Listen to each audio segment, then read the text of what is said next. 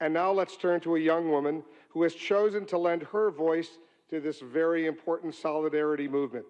She's a leading British actor, an advocate for gender equality in her own right. She's been involved with the promotion of girls' education for several years.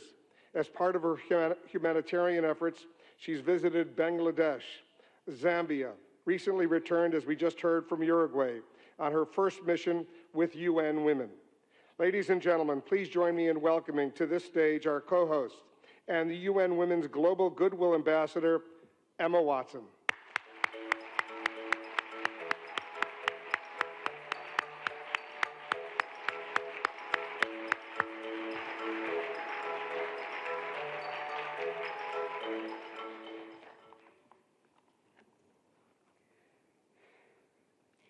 Your Excellencies, UN Secretary General, President of the General Assembly, Executive Director of UN Women, and distinguished guests. Today, we are launching a campaign called HeForShe. I am reaching out to you because we need your help. We want to end gender inequality, and to do this, we need everyone involved. This is the first campaign of its kind at the UN. We want to try and galvanize as many men and boys as possible to be advocates for change. And we don't just want to talk about it. We want to try and make sure that it's tangible. I was appointed as Goodwill Ambassador for UN Women 6 months ago. And the more I've spoken about feminism, the more I have realized that fighting for women's rights has too often become synonymous with man-hating. If there is one thing I know for certain, it is that this has to stop. For the record, feminism, by definition, is the belief that men and women should have equal rights and opportunities. It is the theory of the political, economic, and social equality of the sexes. I started questioning gender-based assumptions a long time ago. When I was 8, I was confused being called bossy because I wanted to direct the plays that we would put on for our parents, but the boys were not. When at 14, I started to be sexualized by certain elements of the media. When at 15, my girlfriends started dropping out of their beloved sports teams because they didn't want to appear muscly. When at 18, my male friends were unable to express their feelings. I decided that I was a feminist, and this seemed uncomplicated to me. But my recent research has shown me that feminism has become an unpopular word. Women are choosing not to identify as feminist. Apparently, I am among the ranks of women whose expressions are seen as too strong, too aggressive, isolating, and anti-men, unattractive even. Why has the word become such an uncomfortable one? I am from Britain, and I think it is right that I am paid the same as my male counterparts. I think it is right that I should be able to make decisions about my own body. I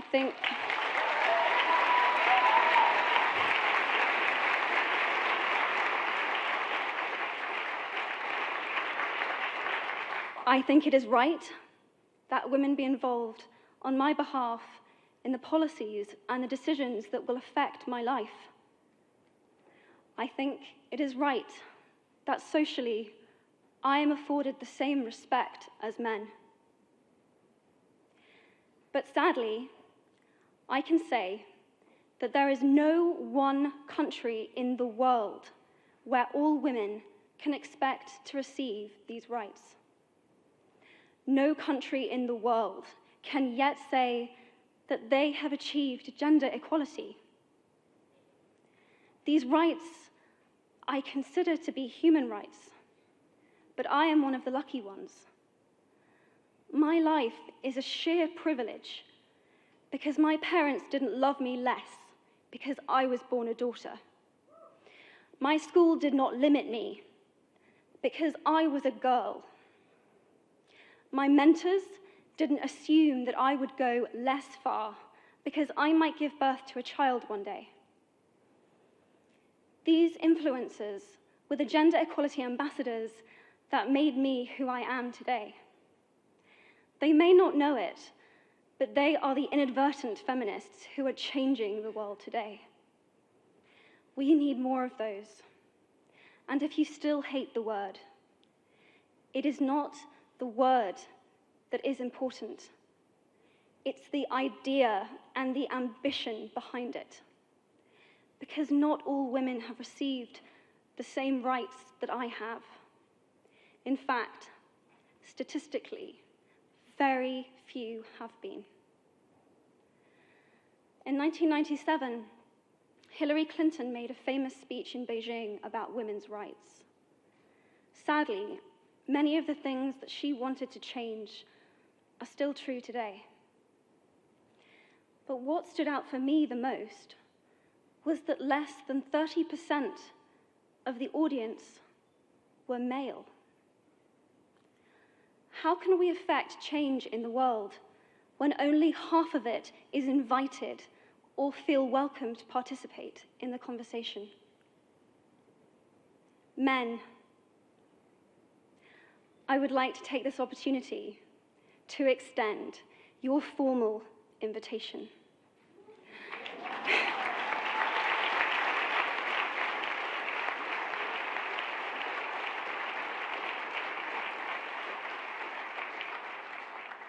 Gender equality is your issue too. Because to date, I've seen my father's role as a parent being valued less by society, despite my needing his presence as a child as much as my mother's. I've seen young men suffering from mental illness, unable to ask for help, for fear it would make them less of a man or less of a man. In fact, in the UK, suicide is the biggest killer of men between 20 to 49, eclipsing road accidents, cancer, and coronary heart disease. I've seen men made fragile and insecure by a distorted sense of what constitutes male success. Men don't have the benefits of equality either. We don't often talk about men being imprisoned by gender stereotypes, but I can see that they are, and that when they are free, things will change for women as a natural consequence. If men don't have to be aggressive in order to be accepted, women won't feel compelled to be submissive. If men don't have to control, women won't have to be controlled. Both men and women should feel free to be sensitive. Both men and women should feel free to be strong. It is time that we all perceive gender on a spectrum instead of two sets of opposing ideals.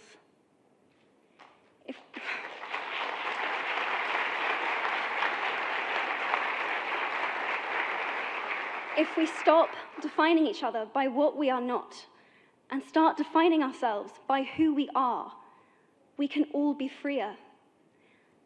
And this is what HeForShe is about. It's about freedom.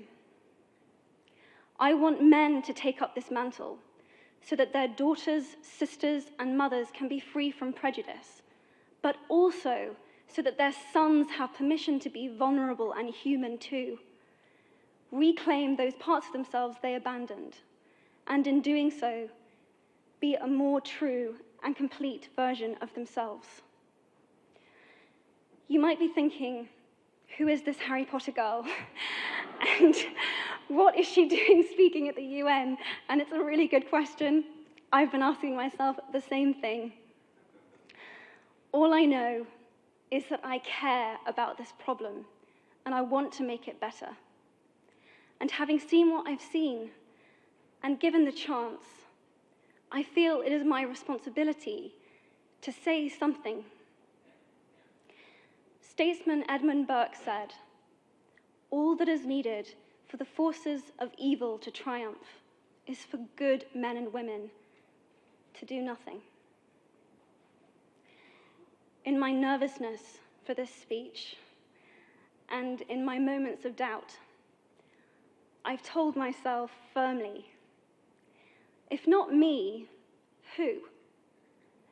If not now, when? If you have similar doubts when opportunities are presented to you, I hope that those words will be helpful. Because the reality is that if we do nothing, it will take 75 years, or for me to be nearly 100, before women can expect to be paid the same as men for the same work. 15.5 million girls will be married in the next 16 years as children. And at current rates, it won't be until 2086 before all rural African girls can have a secondary education. If you believe in equality, you might be one of those inadvertent feminists that I spoke of earlier. And for this, I applaud you. We are struggling for a uniting word, but the good news is that we have a uniting movement. It is called HeForShe. I am inviting you to step forward, to be seen, and to ask yourself, if not me, who? If not now, when? Thank you very, very much.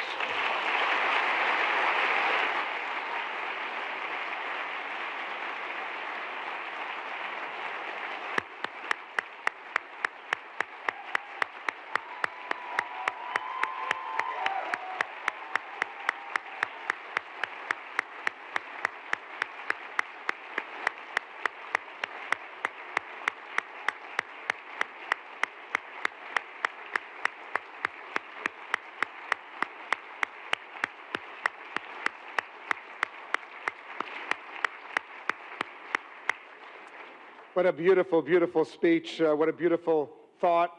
Emma, pay attention.